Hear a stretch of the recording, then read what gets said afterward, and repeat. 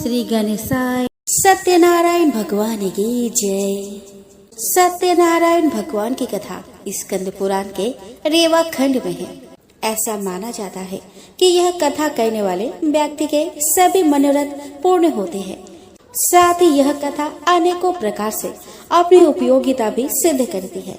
भगवान सत्यनारायण की कथा से समाज के सभी वर्ग को सत्य की शिक्षा मिलती है। पूरे भारत में इस कथा को पूर्ण भक्ति भाव से कहने वाले अनगिनत लोग हैं, जो इस कथा और व्रत के नियमों का पालन करते हैं। सत्यनारायण भगवान की व्रत कथा गुरुवार को भी की जा सकती है। ऐसा माना जाता है कि सत्यनारायण भगवान की कथा भगवान विष्णु के सत्य स्वरूप की कथा है। पंचांग के अनुसार हर पूर्णिमा को सत्यनारायण भगवान की पूजा उपासना की जाती है। इस दिन भगवान श्री हरि विष्णु के नारायण स्वरूप की पूजा की जाती है। ऐसा माना जाता है कि इस व्रत को कहने से जीवन के सभी दुख और दरिद्रता का नाश होता है और जीवन में सुख शांति और समृद्धि आती है। इस कथा के दो प्रमुख विषय हैं, जिनमें एक है संकल्प को भूलना और दूसरा है भगवान सत्यनारायण के प्रसाद का अपमान।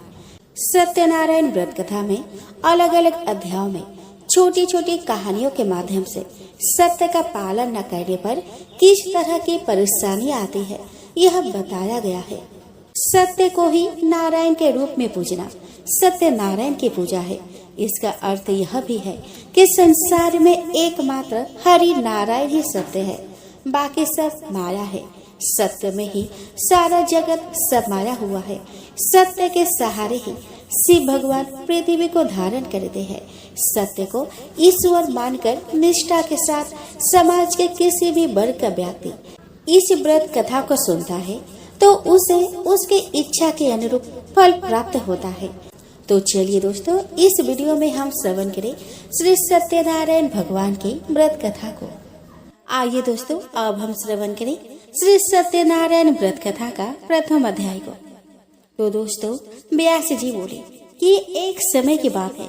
नैमिष आरण्य में शौनक आदि ऋषियों ने पौराण ने श्री सूत जी से विनय पूर्वक पूछा कि भगवान, संसार के कल्याण के लिए आप यह बतलाने की कृपा करें कि चारों युगों में कौन पूजनीय और कौन सेवनीय है तथा कौन सबके अभिष्ट मनोरथों को पूर्ण करने वाला है।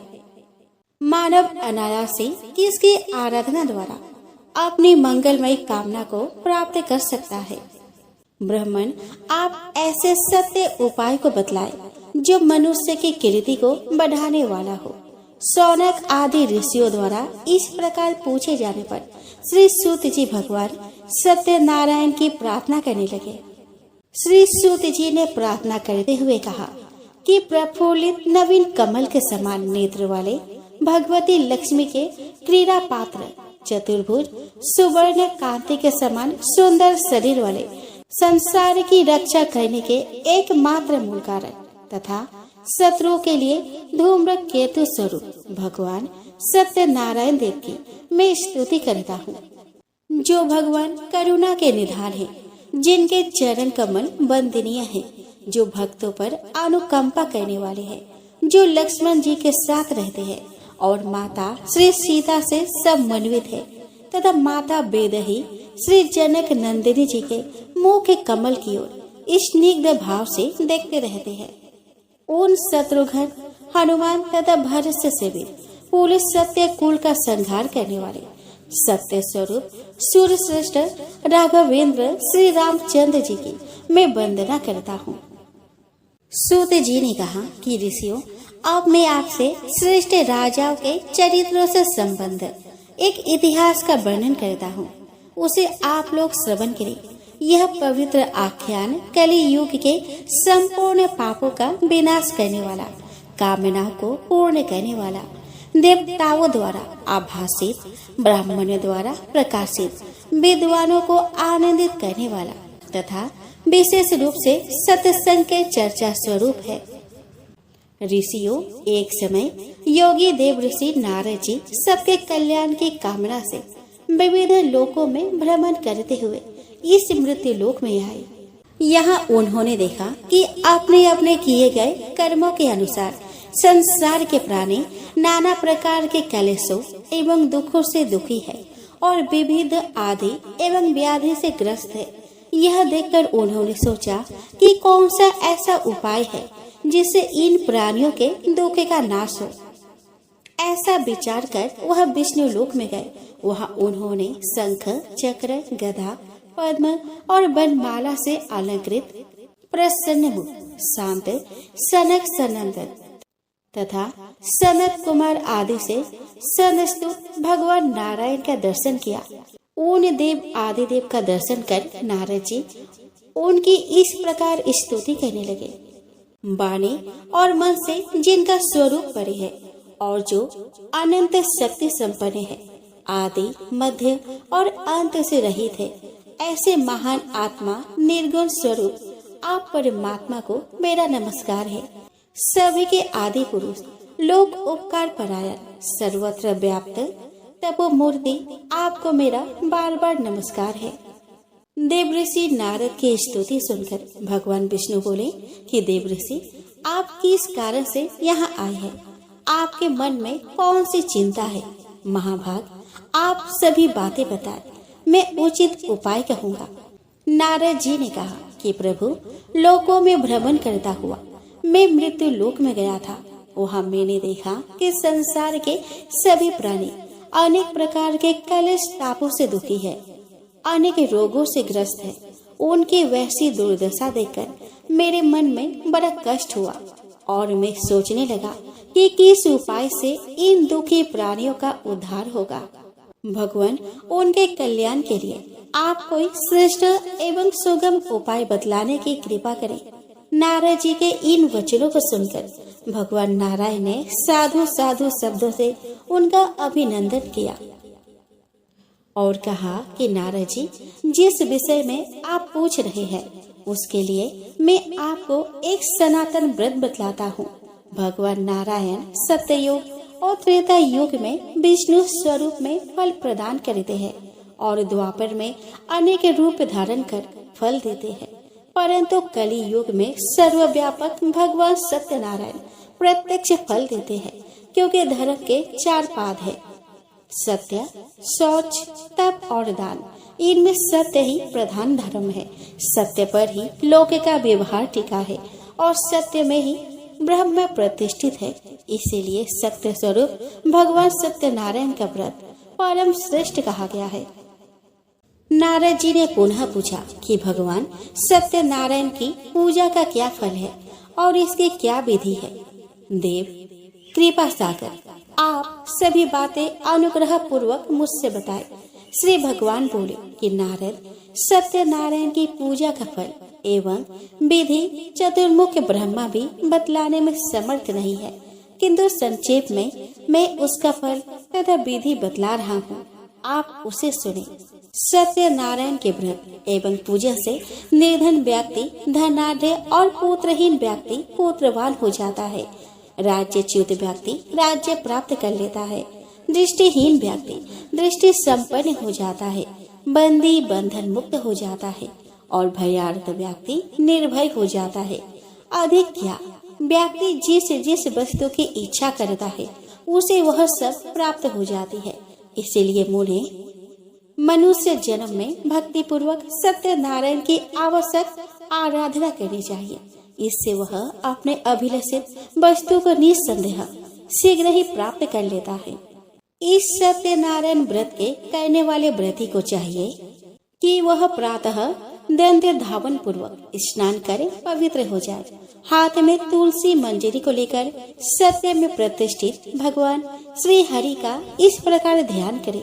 सघन मेघ के समान अत्यंत निर्मल चतुर्भुज अति श्रेष्ठ पीले वस्त्रों को धारण करने वाले प्रसन्न मुख नवीन कमल के समान नेत्र वाले सनक सनंदन आदि से उपसेवित भगवान नारायण का मैं सतत चिंतन करता हूँ।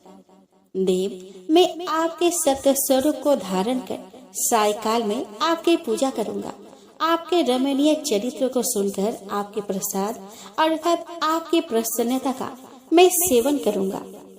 इस प्रकार मन में संकल्प कर सायकाल में विधि पूर्वक भगवान सत्यनारायण की पूजा करनी चाहिए। पूजा में 5 कलश रखने चाहिए, कदली स्तंभ और चंदनवार लगाने चाहिए। स्वर्ण मंडित भगवान शालिग्राम को पुरुष सूक्त द्वारा पंचामृत आदि से भली भांति स्नान कराकर चंदन आदि अनेक उपचारों से भक्ति पूर्वक उनकी अर्चना करनी चाहिए। अनंतर भगवान को निम्न मंत्र का उच्चारण करते हुए प्रणाम करना चाहिए। सदैश्चर्य रूप भगवान सत्यदेव को नमस्कार है। मैं आपका सदा ध्यान करता हूँ।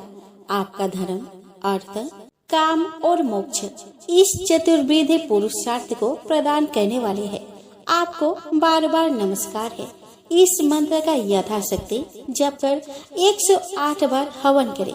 उसके 10 से तर्पण और उसके 10 से मार्जित कर भगवान की कथा को सुनना चाहिए, जो 6 अध्यायों में उपनिबद्ध है। भगवान की इस कथा में सत्य धर्म की मुख्यता है। कथा श्रवण के अनंतर भगवान के प्रसाद को 4 भागों में विभक्त कर उसे भली भांति वितरण करे। प्रथम भाग आचार्य को दे, द्वितीय भाग अपने कुटुंब को, तृतीय भाग श्रोताओं को और चतुर्थ भाग अपने लिए रखे। तत्पश्चात ब्राह्मणों को भोजन कराए एवं स्वयं भी मौन होकर भोजन करे। देवऋषि इस विधि से सत्यनारायण की पूजा करनी चाहिए। श्रद्धा भक्ति पूर्वक सत्यनारायण की पूजा करने वाला व्रती सभी अभीष्ट कामनाओं को इसी जन्म में प्राप्त कर लेता है। इस जन्म में किए गए पुण्य फल को दूसरे जन्म में भोगा जाता है और दूसरे जन्म में किए गए कर्मों का फल मनुष्य को यहाँ भोगना पड़ता है। श्रद्धा पूर्वक किया गया सत्यनारायण का व्रत सभी कामनाओं को पूर्ण करने वाला है। नारद जी ने कहा कि भगवान आज ही आपकी आज्ञा से भूमंडल में इस सत्यदेव व्रत को मैं प्रतिष्ठित करूंगा। यह कहकर नारद जी तो पृथ्वी पर व्रत का प्रचार करने चले गए और भगवान सत्यनारायण अंतर्ध्यान हो काशीपुरी में चले गए। तो दोस्तों, यहीं पर सत्यनारायण व्रत कथा का पहला अध्याय समाप्त होता है। तो प्रेम से बोले सत्यनारायण भगवान की जय। अब हम श्रवण करें सत्यनारायण व्रत कथा का दूसरे अध्याय को। सूत जी बोले कि ऋषियों, भगवान नारायण ने स्वयं कृपा पूर्वक देवर्षि नारद जी द्वारा जिस प्रकार इस व्रत का प्रचार किया, अब मैं उस कथा को कहता हूँ, आप लोग सुने।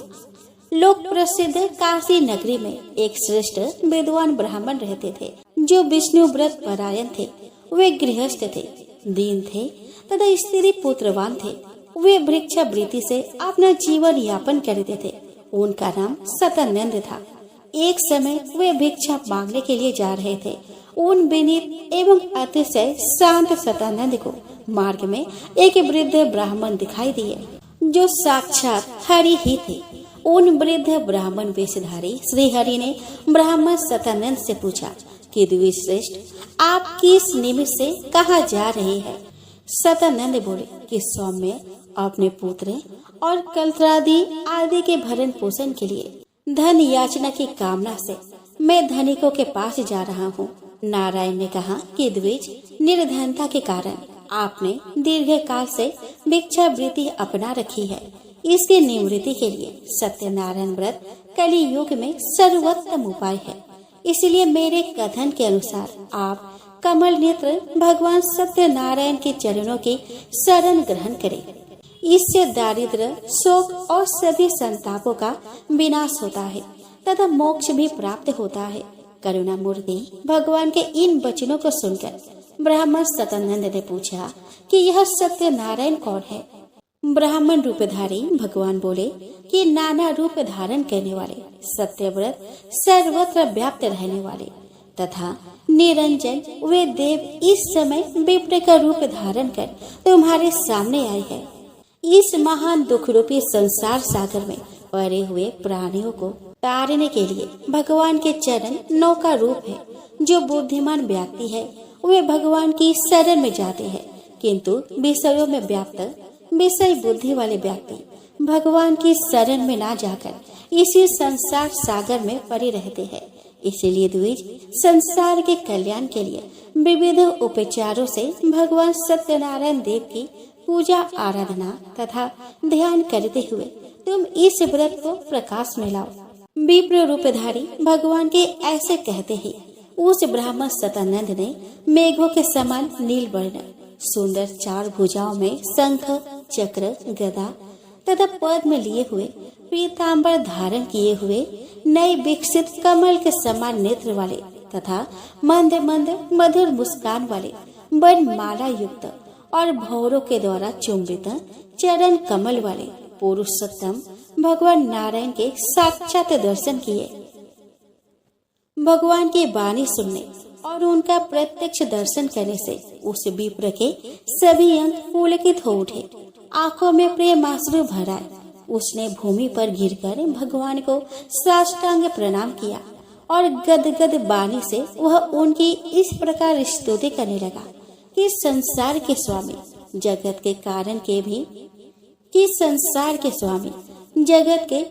के भी कारण अनाथों के नाथ कल्याण मंगल को देने वाले शरण देने वाले पूर्ण रूप पवित्र अव्यक्त तथा व्यक्त होने वाले और आदि भौतिक आदि देवी और आध्यात्मिक तीनों प्रकार के तापों का समूल उच्छेद करने वाले भगवान सत्यनारायण को मैं प्रणाम करता हूँ। इस संसार के रचयिता सत्यनारायण देव को नमस्कार है। विश्व के भरण पोषण करने वाले शुद्ध सत्व स्वरूप को नमस्कार है और विश्व का विनाश करने वाले कराल महाकाल स्वरूप को नमस्कार है। संपूर्ण संसार का मंगल करने वाले आत्म मूर्ति स्वरूप हे भगवान आपको नमस्कार है। आज मैं धन्य हो गया, पुण्यवान हो गया। आज मेरा जन्म लेना सफल हो गया, जो कि मन बारी से अगम अगोचर आपका मुझे प्रत्यक्ष दर्शन हुआ। मैं अपने भाग्य की क्या सराहना करूं। न जाने मेरे किस पुण्य कर्म का यह फल था जो मुझे आपके दर्शन हुए। प्रभु आपने क्रियाहीन इस मंद बुद्धि के शरीर को सफल कर दिया। लोकनाथ रमापति किस विधि से भगवान सत्यनारायण का पूजन करना चाहिए? विभो कृपा कर उसे भी आप बताएं। संसार को मोहित करने वाले भगवान नारायण मधुर वाणी में बोले कि विपेंद्र मेरी पूजा में बहुत अधिक धन की आवश्यकता नहीं होती। अनायास से जो धन प्राप्त हो जाए उसी से श्रद्धा पूर्वक मेरे यजन करना चाहिए। जिस प्रकार मेरी स्तुति से स्मृति से ग्राहग्रस्त गजेंद्र अजामिल संकट से मुक्त हो गए, इसी प्रकार इस व्रत के आश्रय से मनुष्य तत्काल कलेश मुक्त हो जाता है। इस व्रत की विधि को सुनो। अभीष्ट कामना की सिद्धि के लिए पूजा की सामग्री एकत्र कर विधि पूर्वक भगवान सत्यनारायण की पूजा करनी चाहिए। 1.25 सेर के लगभग गोधूम चूर्ण में दूध और शक्कर मिलाकर उस चूर्ण को घृत से युक्त कर हरि को निवेदित करना चाहिए। ये भगवान को अत्यंत प्रिय है। पंचामृत के द्वारा भगवान शालग्राम को स्नान कराकर गंध पुष्प धूप दीप नैवेद्य तथा तांबूल आदि उपचारों से मंत्रों द्वारा उनकी अर्चना करनी चाहिए। अनेक मिष्टान्न तथा भोज्य भोज्य पदार्थों एवं मौसमी फलों तथा फूलों से भक्ति पूर्वक पूजा करनी चाहिए। फिर ब्राह्मणों तथा स्वजनों के साथ मेरी कथा, राजा तुंगध्वज के इतिहास, भीलों की और बनीकी की कथा को आदर पूर्वक श्रवण करना चाहिए।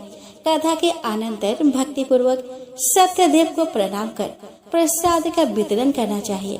तदंतर भोजन करना चाहिए। मेरी प्रसन्नता द्रव्य आदि से नहीं अपितु श्रद्धा भक्ति से ही होती है। विपेंद्र इस प्रकार जो विधि पूर्वक पूजा करते हैं वह पुत्र पौत्र तथा धन संपत्ति से युक्त होकर श्रेष्ठ भोगों का उपभोग करते हैं और अंत में मेरा सानिध्य प्राप्त कर मेरे साथ आनंद पूर्वक रहते हैं। व्रती जो जो कामना करता है वह उसे अवश्य ही प्राप्त हो जाती है। इतना कहकर भगवान अंतर ध्यान हो गए और वे ब्राह्मण भी अत्यंत प्रसन्न हो गए। मन ही मन उन्हें प्रणाम कर वे भिक्षा के लिए नगर की ओर चल दिए और उन्होंने मन में यह निश्चय किया कि आज भिक्षा में जो धन मुझे प्राप्त होगा मैं उससे भगवान सत्यनारायण की पूजा करूंगा। उस दिन अनायास बिना मांगे ही उन्हें प्रचुर धन प्राप्त हो गया। वे आश्चर्यचकित हो अपने घर आए। उन्होंने सारा वृतांत अपने धर्म पत्नी को बताया। उसने भी सत्यनारायण के व्रत पूजा का अनुमोदन किया। वह पति की आज्ञा से श्रद्धा पूर्वक बाजार से पूजा की सभी सामग्रियों को ले आई और अपने बंधु बांधवों तथा पड़ोसियों को भगवान सत्यनारायण की पूजा में सम्मिलित होने के लिए बुला ले आई। अनंतर सतानंद ने भक्ति पूर्वक भगवान की पूजा की। कथा की समाप्ति पर प्रसन्न होकर उनकी कामनाओं को पूर्ण करने के उद्देश्य से भक्तवत्सल भगवान सत्यनारायण देव प्रकट हो गए।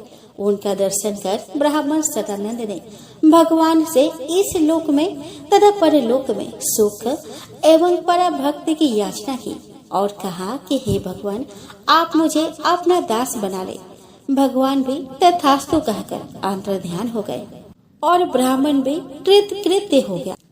वे सभी भगवान को दंडवत प्रणाम कर आदर पूर्वक प्रसाद ग्रहण कर यह ब्राह्मण धन्य है, धन्य है, इस प्रकार कहते हुए अपने अपने घर चले गए। तभी से लोक में यह प्रचार हो गया कि भगवान सत्यनारायण का व्रत अभिष्ट कामनाओं की सिद्धि प्रदान करने वाला, कलेश नाशक और भोग मोक्ष को प्रदान करने वाला है। इति सत्यनारायण व्रत का द्वितीय अध्याय का समापन होता है। तो प्रेम से बोले सत्यनारायण भगवान की जय। अब हम श्रवण करेंगे सत्यनारायण व्रत कथा का तृतीय अध्याय को। सूत जी बोले कि ऋषियों, प्राचीन काल में केदार खंड के मणिपूरक नामक नगर में चंद्रचूड़ नामक एक धार्मिक तथा प्रजावत्सल राजा रहते थे। वे अत्यंत शांत स्वभाव, मृदुभाषी, धीर प्रकृति तथा भगवान नारायण के भक्त थे। विंध्य देश के मलिचगण उनके शत्रु हो गए। उस राजा का उन मलिचों से अस्त्र शस्त्रों द्वारा भयानक युद्ध हुआ। उस युद्ध में राजा चंद्रचूड़ की विशाल चतुरंगिनी सेना अधिक नष्ट हो गई, किंतु कूट युद्ध में निपुण मलेच्छों की सेना की क्षति बहुत कम हुई। युद्ध में दम्भी मलेच्छों से परास्त होकर राजा चंद्रचूड़ अपना राष्ट्र छोड़कर अकेले ही वन में चले गए। तीर्थाटन के बहाने इधर उधर घूमते हुए वे काशीपुरी में पहुँचे। वहाँ उन्होंने देखा कि घर घर सत्यनारायण की पूजा हो रही है और यह काशी नगरी द्वारका के समान ही भव्य एवं समृद्धिशाली हो गई है। वहाँ की समृद्धि देखकर चंद्रचूड़ विस्मित हो गए और उन्होंने सतानंद ब्राह्मण के द्वारा की गई सत्यनारायण पूजा की प्रसिद्धि भी सुनी, जिसके अनुसरण से सभी शील एवं धर्म से समृद्ध हो गए थे। राजा चंद्रचूड़ भगवान सत्यनारायण की पूजा करने वाले ब्राह्मण सतानंद के पास गए। उनके चरणों पर गिरकर उनसे सत्यनारायण पूजा की विधि पूछी तथा अपने राज्य भ्रष्ट होने की कथा भी बतलाई और कहा कि ब्राह्मण लक्ष्मीपति भगवान जनार्दन जिस व्रत से प्रसन्न होते हैं, पाप के नाश करने वाले, उस व्रत को बतलाकर आप मेरा उद्धार करें। सतानंद ने कहा कि राजन श्रीपति, भगवान को प्रसन्न करने वाला सत्यनारायण नामक एक श्रेष्ठ व्रत है, जो समस्त दुख शोक आदि का शामक, धन धान्य का प्रवर्धक, सौभाग्य और संतति का प्रदाता और सर्वत्र विजय प्रदायक है। राजन, जिस किसी भी दिन प्रदोष काल में इनके पूजन आदि का आयोजन करना चाहिए। कदली दल के स्तंभों से मंडित, तोरणों से अलंकृत एक मंडप की रचना कर उसमें 5 कलशों की स्थापना करनी चाहिए और 5 ध्वजाएं भी लगानी चाहिए। मृत्यु को चाहिए कि उस मंडप के मध्य में ब्राह्मणों के द्वारा एक रमणीय वेदिका की रचना करवाए। उसके ऊपर स्वर्ण से मंडित शिला रूप भगवान नारायण को स्थापित कर प्रेम पूर्वक चंदन, पुष्प आदि उपचारों से उनकी पूजा करें। भगवान का ध्यान करते हुए भूमि पर शयन कर 7 रात्रि व्यतीत करें। यह सुनकर राजा चंद्रचूड़ ने काशी में ही भगवान सत्यनारायण की शीघ्र ही पूजा की। प्रसन्न होकर रात्रि में भगवान ने राजा को एक उत्तम तलवार प्रदान की। शत्रुओं को नष्ट करने वाली तलवार प्राप्त कर राजा ब्राह्मण श्रेष्ठ सतानंद को प्रणाम कर अपने नगर आ गए तथा 6000 मलेच्छ दासियों को मारकर उनसे अपार धन प्राप्त किया और नर्मदा के मनोहर तट पर पुनः भगवान श्री हरि की पूजा की। वे राजा प्रत्येक मास की पूर्णिमा को प्रेम और भक्ति पूर्वक विधि विधान से भगवान सत्यदेव की पूजा करने लगे। उस व्रत के प्रभाव से लाखों ग्रामों के अधिपति हो गए और 60 वर्ष तक राज्य करते हुए अंत में उन्होंने विष्णु लोक को प्राप्त किया। इति सत्यनारायण व्रत कथा का 3य अध्याय का समापन हुआ। तो प्रेम से बोले सत्यनारायण भगवान की जय। अब हम श्रवण करेंगे श्री सत्यनारायण व्रत कथा का 4th अध्याय को।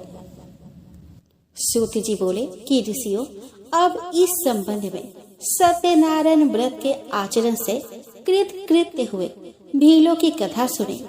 एक समय की बात है, कुछ निषादगण वन से लकड़ियां काटकर नगर में लाकर बेचा करते थे। उनमें से कुछ निषाद काशीपुरी में लकड़ी बेचने गए। उन्हीं में से एक बहुत प्यासा लकड़हारा विष्णुदास सदानंद के आश्रम में गया। वहाँ उसने जल पिया और देखा कि ब्राह्मण लोग भगवान की पूजा कर रहे हैं। भिक्षुक सदानंद का वैभव देखकर वह चकित हो गया और सोचने लगा कि इतने दरिद्र ब्राह्मण के पास यह अपार वैभव कहाँ से आ गया। इससे तो आज तक मैंने अकिंचन ही देखा था, आज यह इतना महान धनी कैसे हो गया।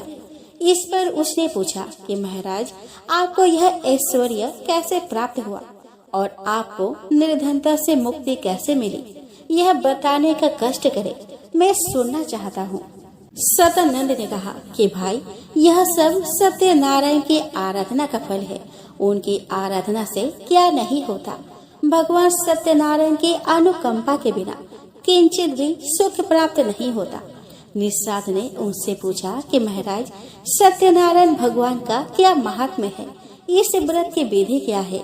आप उनकी पूजा के सभी उपचारों का वर्णन करें, क्योंकि उपकार परायण संत महात्मा अपने हृदय में सबके लिए समान भाव रखते हैं, किसी से कोई कल्याणकारी बात नहीं छिपाते। सदानंद बोले कि एक समय की बात है, केदार क्षेत्र के मणिपूरक नगर में रहने वाला राजा चंद्रचूड़ मेरे आश्रम में आए और उन्होंने मुझसे भगवान सत्यनारायण व्रत कथा के विधान को पूछा। हे निषाद पुत्र, इस पर मैंने जो उन्हें बताया था उसे तुम सुनो। सकाम भाव से अथवा निष्काम भाव से किसी भी प्रकार भगवान की पूजा का मन में संकल्प कर उनकी पूजा करनी चाहिए। सवा से गोधूम के चूर्ण को मधु तथा सुगंधित घृत से संस्कृत कर नैवेद्य के रूप में भगवान को अर्पण करना चाहिए। भगवान सत्यनारायण को पंचामृत से स्नान कराकर चंदन आदि उपचारों से उनकी पूजा करनी चाहिए। पायस, आपूप, संयाप, दधि, दुग्ध, ऋतुफल, पुष्प, धूप, दीप तथा नैवेद्य आदि से भक्ति पूर्वक भगवान की पूजा करनी चाहिए। यदि वैभव रहे तो और अधिक उत्साह एवं समारोह से पूजा करनी चाहिए। भगवान भक्ति से जितना प्रसन्न होते हैं उतना विपुल द्रव्यों से प्रसन्न नहीं होते। भगवान संपूर्ण विश्व के स्वामी एवं आपका काम है। उन्हें किसी वस्तु की आवश्यकता नहीं, केवल भक्तों के द्वारा श्रद्धा से अर्पित की हुई वस्तु को वे ग्रहण करते हैं। इसीलिए दुर्योधन के द्वारा की जाने वाली राज पूजा को छोड़कर भगवान ने विदुर के आश्रम में आकर शाक भाजी और पूजा को ग्रहण किया। सुदामा के टंडुल करने को स्वीकार कर भगवान ने उन्हें मनुष्य के लिए सर्वथा दुर्लभ संपत्तियां प्रदान कर दी। भगवान केवल प्रीति पूर्वक भक्ति की ही अपेक्षा करते हैं। गोप, गृहधर, बड़ी, व्याध, हनुमान, विभीषण के अतिरिक्त अन्य वृतासुर आदि दैत्य भी नारायण के सानिध्य को प्राप्त कर उनके अनुग्रह से आज भी आनंद पूर्वक रह रहे हैं। निषाद पुत्र, मेरी बात सुनकर उस राजा चंद्रचूड़ ने पूजा सामग्रियों को एकत्रित कर आदर पूर्वक भगवान की पूजा की। फलस्वरूप वे अपना नष्ट हुआ द्रव्य प्राप्त कर आज भी आनंदित हो रहे हैं। इसीलिए तुम भी भक्ति से सत्यनारायण की उपासना करो। इससे तुम इस लोकों में सुख को प्राप्त कर अंत में भगवान विष्णु का सानिध्य प्राप्त करोगे। यह सुनकर वह निषाद कृतकृत्य हो गया। विप्र श्रेष्ठ सतानंद को प्रणाम कर अपने घर जाकर उसने अपने साथियों को भी हरि सेवा का महात्म्य बताया। उन सब ने भी प्रसन्नचित हो श्रद्धा पूर्वक यह प्रतिज्ञा की कि आज काष्ठ को बेचकर हम लोगों को जितना धन प्राप्त होगा उससे अपने सभी बंधु बांधवों के साथ श्रद्धा एवं विधि पूर्वक हम सत्यनारायण की पूजा करेंगे। उस दिन उन्हें काष्ठ बेचने से पहले की अपेक्षा 4 गुना धन मिला। घर आकर उन सब ने सारी बात स्त्रियों को बताई और फिर सब ने मिलकर आदर पूर्वक भगवान सत्यनारायण की पूजा की और कथा का श्रवण किया और भक्ति पूर्वक भगवान का प्रसाद सबको वितरित कर स्वयं भी ग्रहण किए। पूजा के प्रभाव से पुत्र पत्नी आदि से समन्वित निषाद गरुड़ ने पृथ्वी पर द्रव्य और श्रेष्ठ ज्ञान दृष्टि को प्राप्त किया।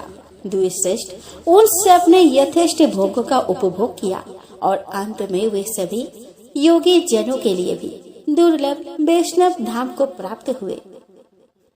इति श्री सत्यनारायण व्रत कथा का 4th अध्याय समाप्त हुआ। तो प्रेम से बोले सत्यनारायण भगवान की जय। अब हम श्रवण करेंगे सत्यनारायण व्रत कथा का 5वां अध्याय। सूति जी बोले कि ऋषियों, अब मैं एक साधु बने की कथा कहता हूँ। एक बार भगवान सत्यनारायण का भक्त मणिपूरक नगर का स्वामी महायजस्वी राजा चंद्रचूड़ अपने प्रजाओं के साथ व्रत पूर्वक सत्यनारायण भगवान का पूजन कर रहा था। उसी समय रत्नपुर निवासी महाधनी साधु बनी अपने नौका को धन से परिपूर्ण कर नदी तट से यात्रा करता हुआ वहाँ पे आ पहुँचा। वहाँ उसने अनेक ग्रामवासियों सहित मणि मुक्ता से निर्मित तथा श्रेष्ठ बीतना आदि से विभूषित पूजन मंडप को देखा। गीत बात आदि की ध्वनि तथा वेद ध्वनि भी वहाँ उसे सुनाई पड़ी। उस रम्य स्थान को देखकर साधु बनिक ने अपने नाविकों को आदेश दिया कि यहाँ पर नौका रोक दो, मैं यहाँ के आयोजन को देखना चाहता हूँ। इस पर नाविकों ने वैसा ही किया। नाव से उतरकर उस बनिक ने लोगों से जानकारी प्राप्त की और वह सत्यनारायण भगवान की कथा मंडप में गया तथा वहाँ उसने उन सभी से पूछा कि महाशय, आप लोग यह कौन सा पुण्य कार्य कर रहे हैं। इस पर उन लोगों ने कहा कि हम लोग अपने मानवीय राजा के साथ भगवान सत्यनारायण की पूजा कथा का आयोजन कर रहे हैं। इसी व्रत के अनुष्ठान से इन्हें निष्कंटक राज्य प्राप्त हुआ है। भगवान सत्यनारायण की पूजा से धन के कामना वाला द्रव्य लाभ, पुत्र की कामना वाला उत्तम पुत्र और ज्ञान की कामना वाला ज्ञान दृष्टि प्राप्त करता है और भयातुर मनुष्य सर्वदा निर्भय हो जाता है। इनकी पूजा से मनुष्य अपने सभी कामनाओं को प्राप्त कर लेता है।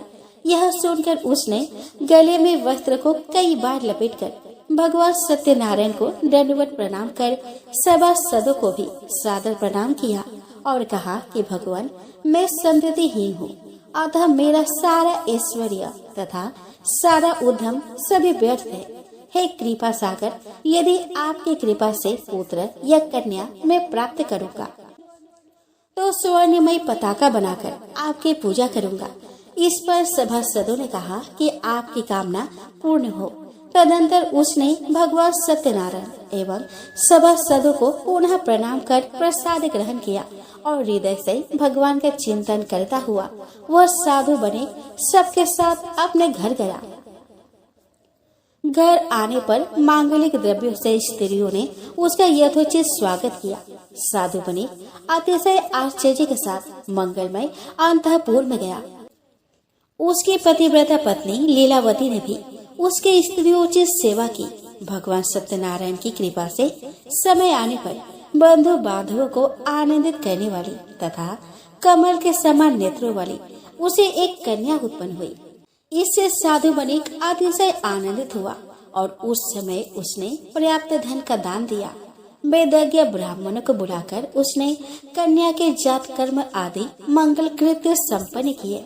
उस बालिका की जन्म कुंडली बनवाकर उसका नाम कलावती रखा। कला निधि चंद्रमा की कला के समान वह कलावती नित्य बढ़ने लगी।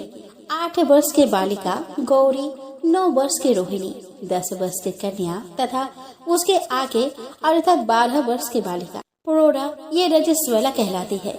समय अनुसार कलावती भी बढ़ते बढ़ते विवाह के योग्य हो गई।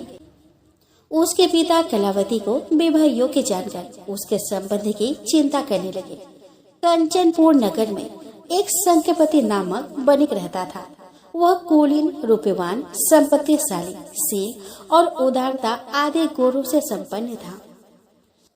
अपने पुत्री के योग्य उस वर को देखकर साधु बणिक ने संख्यपति का वरण कर लिया और शुभ लग्न में अनेक मांगलिक उपचारों के साथ अग्नि के सानिध्य में वेद, वाद्य आदि ध्वनियों के साथ यथाविधि कन्या उसे प्रदान कर दी।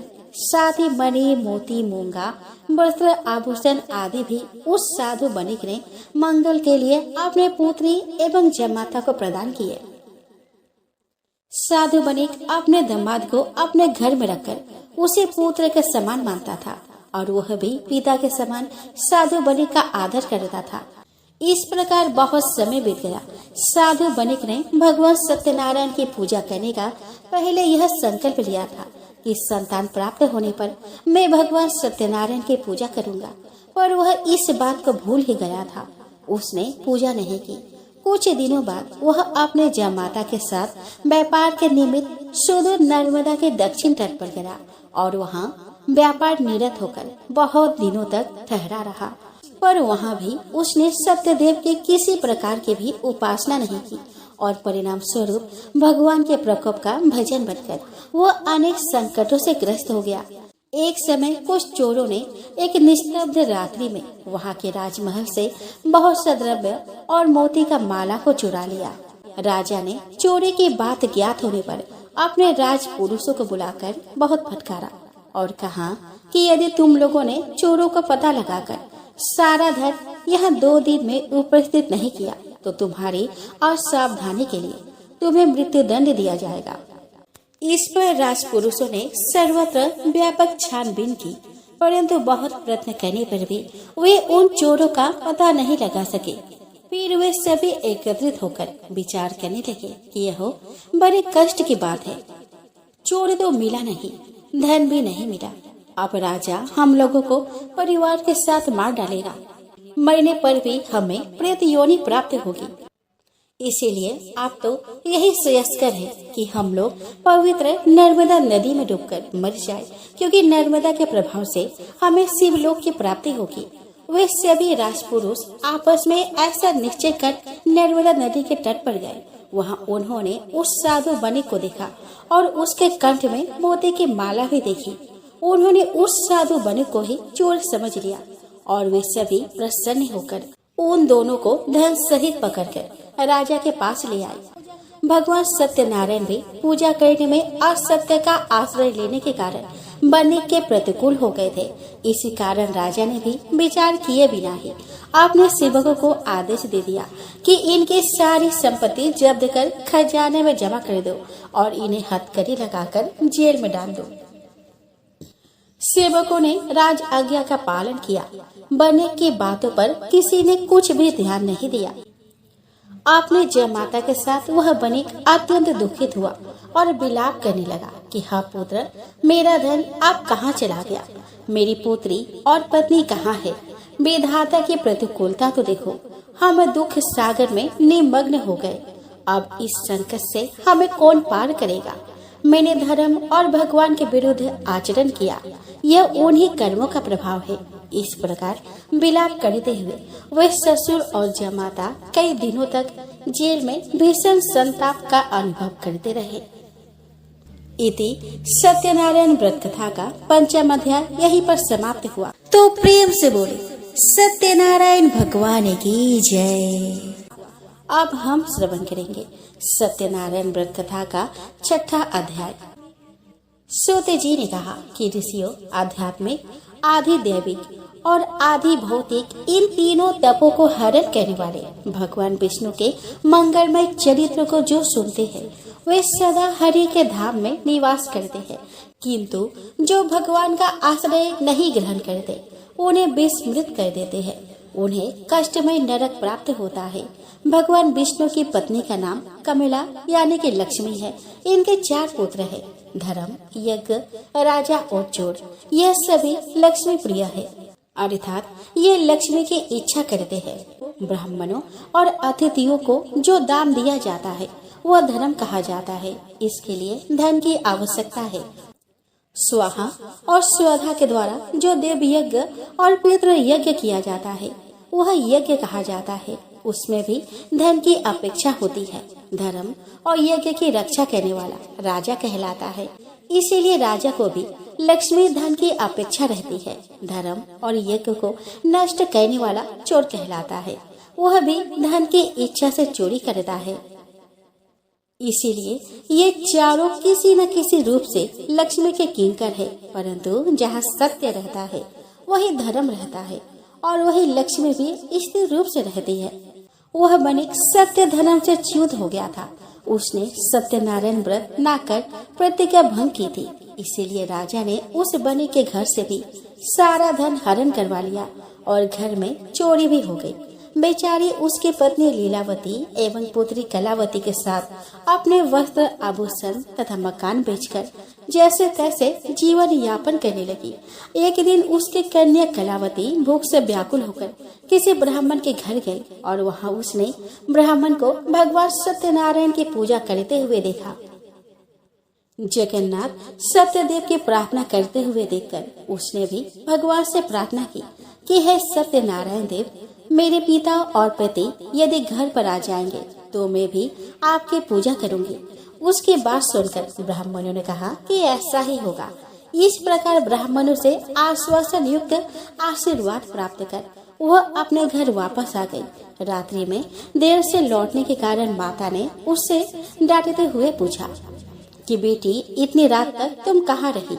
इस पर उसने उसे प्रसाद देते हुए सत्यनारायण पूजा का वृतांत को बताया और कहा कि माँ, मैंने वहाँ सुना कि भगवान सत्यनारायण कलयुग में प्रत्यक्ष फल देने वाले हैं।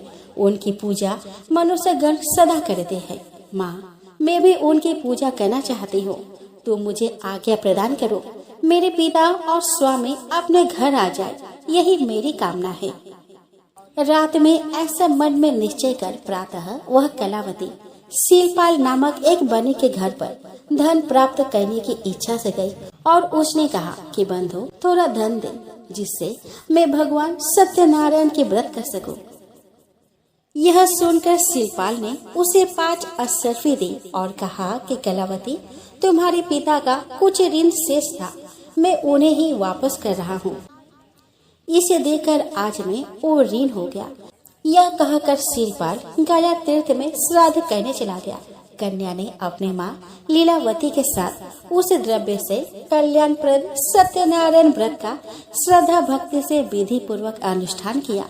इससे सत्यनारायण भगवान संतुष्ट हो गए। उधर नर्मदा तटवासी राजा अपने राजमहल में सो रहा था। रात्रि के अंतिम प्रहर में ब्राह्मण वेशधारी भगवान सत्यनारायण ने स्वप्न में उससे कहा कि राजन, तुम शीघ्र उठकर उन निर्दोष बनिकों को बंधन मुक्त कर दो। वे दोनों बिना अपराध के ही बंदी बना लिए गए हैं। यदि तुम ऐसा नहीं करोगे तो तुम्हारा कल्याण नहीं होगा। इतना कहकर वे अंतर्निहित हो गए। राजा निद्रा से सहसा जाग उठा। वह परमात्मा का स्मरण करने लगा। प्रातः काल राजा अपने सभा में आया और उसने अपने मंत्री से देखे गए स्वप्न का फल पूछा। महामंत्री ने भी राजा से कहा कि राजन, बड़े आश्चर्य की बात है कि मुझे भी आज ऐसा ही स्वप्न दिखलाई पड़ा। अतः उस बड़ी और उसके जामाता को बुलाकर भली भांति पूछताछ कर लेनी चाहिए। राजा ने उन दोनों को बंदी गृह से बुलवाया और पूछा कि तुम दोनों कहाँ रहते हो और तुम कौन हो। इस पर साधु बनिक ने कहा कि राजन, मैं रत्नपुर का निवासी एक बनिक हूँ। मैं व्यापार करने के लिए यहाँ आया था, पर देवीवश आपके सेवकों ने हमें चोर समझकर पकड़ लिया। साथ में यह मेरा जमाता है। बिना अपराध के ही हमें मणि मुक्ता की चोरी लगी है। राजेंद्र, हम दोनों चोर नहीं है, आप भली भांति विचार कर ले। उसकी बातें सुनकर राजा को बड़ा पश्चाताप हुआ।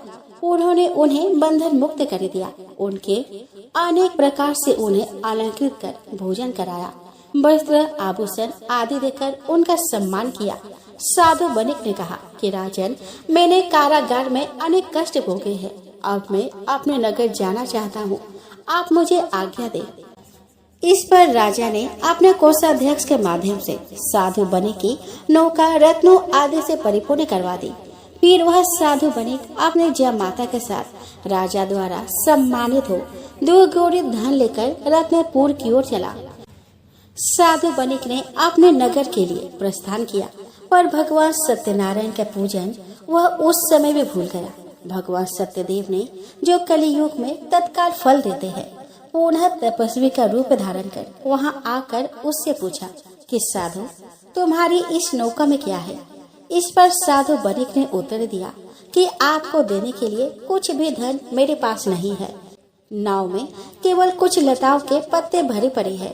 साधु बनिक के ऐसा कहने पर तपस्वी ने कहा कि ऐसा ही होगा। इतना कहकर तपस्वी अंतर्ध्यान हो गए।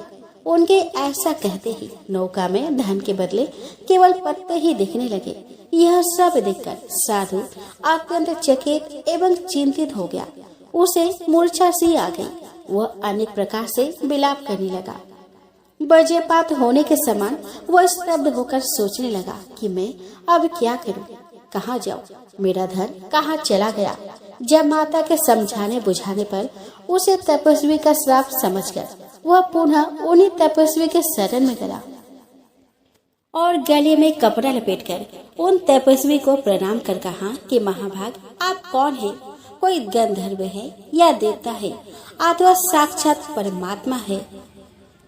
प्रभु, मैं आपकी महिमा को लेस मात्र भी नहीं जानता।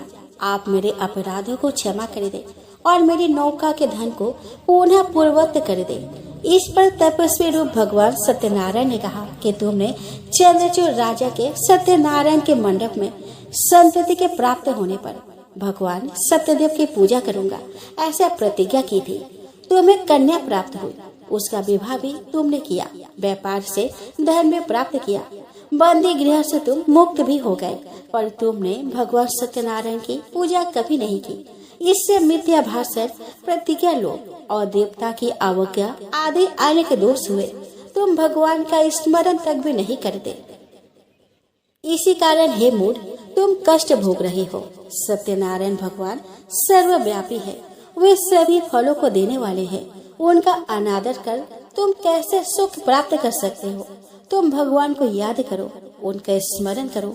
इस पर साधु बनिक को भगवान सत्यनारायण का स्मरण हुआ। वो पश्चाताप करने लगा। उसके देखते ही देखते वहाँ वे तपस्वी भगवान सत्यनारायण रूप में परिवर्तित हो गए। तब वह उनके इस प्रकार स्तुति करने लगे।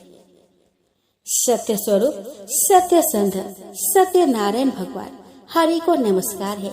जिस सत्य से जगत की प्रतिष्ठा है, उस सत्य स्वरूप आपको बार बार नमस्कार है। भगवान, आपकी माया से मोहित होने के कारण मनुष्य आपके स्वरूप को नहीं जान पाता और इस दुख रूपी संसार समुद्र को सुख मानकर उसी में लिप्त रहता है। धन के गर्व से मैं मूढ़ होकर मदांधकार से कर्तव्य और अकर्तव्य की दृष्टि से शून्य हो गया। मैं अपने कल्याण को भी नहीं समझ पा रहा हूँ। मेरे दो रातमय भाव के लिए आप क्षमा करें। हे तपोनिधे, आपको नमस्कार है। कृपा सागर, आप मुझे अपने चरणों का दास बना ले, जिससे मुझे आपके चरण कमलों का नित्य स्मरण होते रहे। इस प्रकार स्तुति कर उस साधु बनिक ने 1,00,000 मुद्रा से पुरोहित के द्वारा घर आकर सत्यनारायण की पूजा करने के लिए प्रतिज्ञा की। इस पर भगवान ने प्रसन्न होकर कहा कि वत्स, तुम्हारी इच्छा पूर्ण होगी। तुम पुत्र पौत्र से समन्वित होकर श्रेष्ठ भोगों को भोग कर मेरे सत्य लोक को प्राप्त करोगे और मेरे साथ आनंद प्राप्त करोगे। यह कहकर भगवान सत्यनारायण अंतर्निहित हो गए और साधु ने पुनः अपनी यात्रा प्रारंभ की। सत्यदेव भगवान से रक्षित हो वह साधु बने। एक सप्ताह में नगर के समीप पहुंच गया और उसने अपने आगमन का समाचार देने के लिए घर पर दूत भेजा। दूत ने घर आकर साधु बने की स्त्री लीलावती से कहा कि जयमाता के साथ सफल मनोरथ साधु बने आ रहे हैं। वह साध्वी लीलावती कन्या के साथ सत्यनारायण भगवान की पूजा कर रही थी। पति के आगमन को सुनकर उसने पूजा वहीं पर छोड़ दी और पूजा का शेष दायित्व तो अपने पुत्री को सौंपकर वो शीघ्रता से नौका के समीप चली गई। इधर कलावती भी अपने सखियों के साथ सत्यनारायण की जैसे तैसे पूजा समाप्त कर बिना प्रसाद लिए ही नौका की ओर चली गई। भगवान सत्यनारायण के प्रसाद के अपमान से जय माता सहित साधु बने की नौका जल के मध्य अलक्षित हो गई। यह देखकर सभी दुख में निमग्न हो गए। साधु बनिक भी मूर्छित हो गया। कलावती भी यह देखकर मूर्छित हो पृथ्वी पर गिर पड़ी और उसका सारा शरीर आंसुओं से भीग गया। वह हवा के बेग से हिलते हुए केले के पत्ते के समान कांपने लगी। हा नाथ, हा कांत कहकर विलाप करने लगी और कहने लगी कि हे विधाता, आपने मुझे पति से वियुक्त कर मेरी आशा तोड़ दी। पति के बिना स्त्री का जीवन अधूरा और निष्फल है। कलावती आर्त स्वर में भगवान सत्यनारायण से बोली कि हे सत्य सिंधु, हे भगवान सत्यनारायण, मैं अपने पति के वियोग में जल में डूबने वाली हूँ। आप मेरे अपराधों को क्षमा करें, पति को प्रकट कर मेरे प्राणों की रक्षा करें। इस प्रकार जब वह अपने पति के पादुकाओं को लेकर जेल में प्रवेश करने वाली ही थी कि उसी समय आकाशवाणी हुई कि हे साधु, तुम्हारी पुत्री ने मेरे प्रसाद का अपमान किया है। यदि वह पुनः घर जाकर श्रद्धा पूर्वक प्रसाद को ग्रहण कर ले तो उसका पति नौका सहित यह अवश्य दिखेगा। चिंता मत करो। इस पर आश्चर्यचकित हो कलावती ने वैसा ही किया और उसे उसका पति पुनः अपने नौका सहित दिखने लगा। फिर क्या था, सभी परस्पर आनंद से मिले और घर आकर साधु बनिक ने 1,00,000 मुद्राओं से बड़े समारोह पूर्वक भगवान सत्यदेव की पूजा की और आनंद से रहने लगा।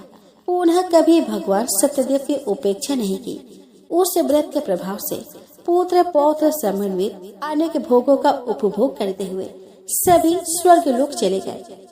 इस इतिहास को जो मनुष्य भक्ति पूर्वक सुनता है वह भी विष्णु को अत्यंत प्रिय हो जाता है, अपनी मनोकामना की सिद्धि प्राप्त कर लेता है।